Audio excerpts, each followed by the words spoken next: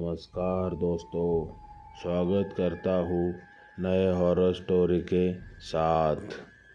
दोस्तों, अगर ऐसे हॉरर स्टोरी आपको सुनना पसंद है तो अभी हमारा चैनल सब्सक्राइब कीजिए। तो चलिए शुरुआत करते हैं। अपने सबसे अच्छे दोस्त के साथ बिताए गए कुछ पल खास होते हैं जो हमेशा याद रहेंगे, क्योंकि शायद वो ज़िंदगी के सबसे प्यारे पल होते हैं। लेकिन कभी कभी कुछ अनुभव ऐसे होते हैं जिन्हें याद करने से शरीर पर कांटा आ जाता है। ये डरावना अनुभव है रात को काम से बाहर गए दो दोस्तों का अनुभव। मेरा दोस्त बबलू से आया था। बचपन से ही बहुत शरारती होने के कारण मेरा बचपन अपने मामा के घर बीता। परिवार ने मुझे मेरे चाचे के पास इस आशा से रखा कि मैं थोड़ा सुधर जाऊंगा। दिनेश और मैं बचपन से दोस्त थे। एक दिन दिनेश मुझे मिलने मेरे घर आया था। ये हमारी मुलाकात काफ़ी समय बाद हुई थी, इसीलिए हमारे बीच अच्छी बातें हुई। बात करते समय दिनेश ने मुझसे कहा, भाई मैं आज बदलपुर जाना चाहता हूँ और कुछ उपकरण खरीदना चाहता हूँ। हम शाम को निकलेंगे, ठीक है ना? ये सुनते ही मैंने उसे मना कर दिया, क्योंकि मम्मी ने कहा था रात को 8 बजे के बाद बाहर मत जाना। इसीलिए मैंने तुरंत मना कर दिया। लेकिन उसकी जिद के आगे मेरी एक न चली। आखिर मैंने घर पर कोई बहाना बनाकर इजाज़त मांगने की सोची। इसीलिए मैंने उसे हाँ कहा। जब मैं घर पहुंचा तो मैंने कुछ अजीब कारण बताकर अनुमति मांगी और जल्दी से अपना सामान पैक किया और सबसे पहले दिनेश के घर की ओर चला गया। उसने अपने घर में बताया और हम बाहर जाने के लिए निकले। लेकिन उसके माँ ने कहा, बेटा अभी रात को मत जाओ, कल सुबह जाओ।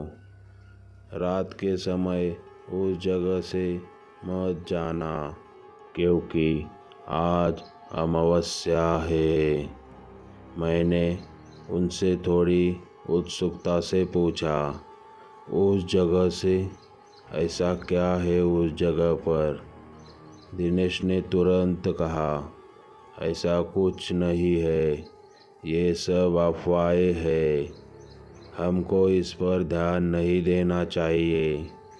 आज दिनेश कुछ भी सुन नहीं रहा था, इसीलिए माँ के बातों को नज़रअंदाज कर दिया और बाहर चला गया।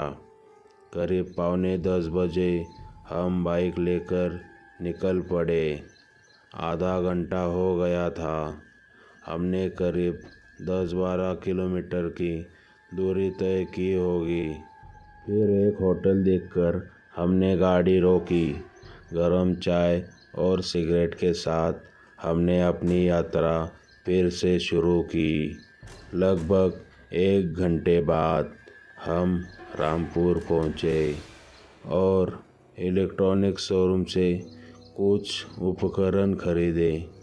जैसे ही हम शोरूम से निकलने वाले थे, भारी बारिश शुरू हो गई। मैंने बारिश को कहा, आपकी ही कमी थी और हम बाइक लेके आए थे, इसीलिए इतनी दूर बाइक पे नहीं जा सकते थे। इसलिए हम कुछ देर वहीं रुके और बारिश ख़त्म होने का इंतज़ार करने लगे। 1 घंटे बाद बारिश रुक गई। हम तुरंत बाहर निकले और वापस अपने घर के तरफ निकले। 1 घंटे बाद हम एक गांव पहुंचे। फिर अचानक बाइक की हेडलाइट झपकने लगी तो मैंने कहा, अरे इसे ठीक करवा लो, तुम्हें ये शोभा नहीं देता। मेरी बात सुनकर उसने हाथ से हेडलाइट पर मारा और बाइक की हेडलाइट झपकनी बंद हो गई। तो मैंने उससे कहा, अरे वाह, ये तरकीब तो भारी है। हम बातें करते रहे। हम लोग उस गांव की पहाड़ी पर पहुंच गए होंगे तो मैंने देखा कि सामने कोई खड़ा है। मैंने दिने से कहा, इतनी रात को वहाँ कौन खड़ा है? उसने एक शब्द भी नहीं कहा। फिर मुझे सड़क के किनारे एक औरत खड़ी दिखाई दी। मुझे लगा दुनिया का ध्यान उस पर नहीं है। वो बाइक लेके आगे बढ़ रहा है। मैंने सोचा कि वो नींद में होगा, इसीलिए मैंने उससे दोबारा नहीं पूछा। कुछ मिनटों बाद जैसे ही हम पहाड़ी से नीचे उतरने लगे तो मेरा ध्यान फिर उस पर गया। मेरे सामने वही औरत थी। मैं बहुत हैरान था। जैसे मेरा कलेजा ज़ोर ज़ोर से धड़कने लगा। मैं जो देख रहा था उस पर मुझे विश्वास नहीं हो रहा था। इसके अलावा बाइक की हेडलाइट फिर से झपकने लगी। वो औरत एक छोटे बच्चे के साथ सड़क के किनारे खड़ी थी। जैसे ही हम उसके पास से गुजरे, हेडलाइट फिर से जल गई। मैंने जो देखा मैं ठीक नहीं बता सका। जब एक पल के लिए हेडलाइट उस पर पड़ी तो मैंने उसे देखा। एक आकृति सामने आई। उसके बालों में एक गजरा था और उसकी आंखें पूरी तरह से सफ़ेद हो चुकी थी। जैसे ही गाड़ी उसके पास से गुजरी तो उसके बच्चों की रोने की आवाज़ हमारे कानों में पड़ी। ऐसा लग रहा था जैसे महिला मेरी ओर देख रही हो, लेकिन अब मुझसे रुका नहीं गया और दिने से पूछा, अरे तुमने उसे देखा क्या? उसने धीमे आवाज़ में कहा, चुप रहो और वो फिर से दिखे तो तुम पीछे मुड़कर मत देखना। जितनी बार उसको देखोगे उतने बार वो हमें हमारे सामने दिखाई देगी। मैं उसे पहेलियों में बातें करते हुए सुनकर और अधिक असहज महसूस करने लगा और मैंने उसे फिर से कहा, ऐसा क्यों बोल रहे हो? मुझे बताओ कि ये क्या हो रहा है। उसने दबी आवाज़ में लेकिन गुस्से में कहा, जितना कहा है उतना करो। लेकिन मैं जानना चाहता था कि आखिर पीछे कौन था, वो औरत कौन थी। इसीलिए मैंने पीछे मुड़कर देखा तो मेरे दिल में धस हो गया, क्योंकि वो औरत बाइक के पीछे बहुत तेज़ी से दौड़ रही थी। मैंने अपनी आंखें कसकर बंद कर ली और आगे की ओर देखा। अगले आधे घंटे तक हम दोनों में से किसी ने एक दूसरे से एक शब्द भी नहीं बोला।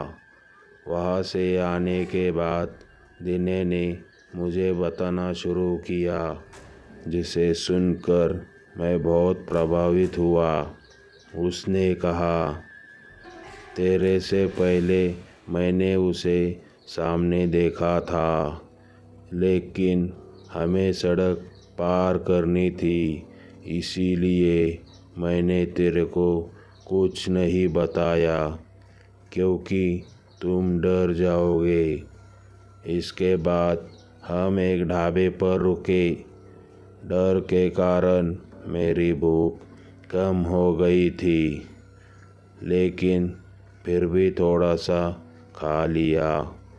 रात को उसने मुझे घर छोड़ा और वो अपने घर चला गया। उस रात मुझे बहुत तेज़ बुखार था। जैसे ही मम्मी ने मेरी नज़र उतार दी तो मेरा बुखार 2 दिन में कम हो गया। अगली शाम मैं जब दिने से मिलने उसके घर गया, लेकिन दरवाज़ा बंद था। इसीलिए जब मैंने उसे फ़ोन किया तो उसके माँ ने उठाया। उसने मुझसे कहा, अरे, दिने को 2-3 दिन से तेज़ बुखार है, वो हॉस्पिटल में भर्ती है, उसे 5 सलाइन लगे हैं। तुम्हें उसे देखने के लिए यहाँ आना चाहिए, ताकि उसे अच्छा महसूस हो। और दिने के माँ ने मुझे पूछा, मुझे बताओ कि उस रात क्या हुआ था। जैसे ही मैंने उन्हें सारी बात बताई तो वो मुझ पर और दिने पर बहुत गुस्सा हो गई। मैंने उनकी बातें सुनी और उसे देखने अस्पताल गया। उसने मुझसे अपने साथ रहने को कहा और तुरंत हमने उसके नाम से एक उतारा निकाला। तब उसने मुझे बताया कि उस महिला की आत्मा तब से उस जगह पर भटक रही है। जब उसके पति ने शराब के लिए पैसे नहीं देने पर उस औरत और उसके छोटे बच्चे को पीटा और सड़क पर फेंक दिया, और उसमें उन दोनों की मौत हो गई। तब से वो रात में लोगों को दिखाई देती है और गाड़ियों का पीछा करती है। उसकी बात सुनकर मैं एकदम सुन्न हो गया। दिन्या अगले 2 दिनों में ठीक हो गया, लेकिन उसके बाद मुझे एक बात समझ आई। बड़ों की बातें सुने, वो जो बातें कहते हैं उनका कुछ मतलब होता है, और वो हमारे भलाई के लिए कहते हैं। दोस्तों, ये स्टोरी आपको कैसे लगी कमेंट बॉक्स में ज़रूर बताइए और चैनल को सब्सक्राइब कीजिए। धन्यवाद।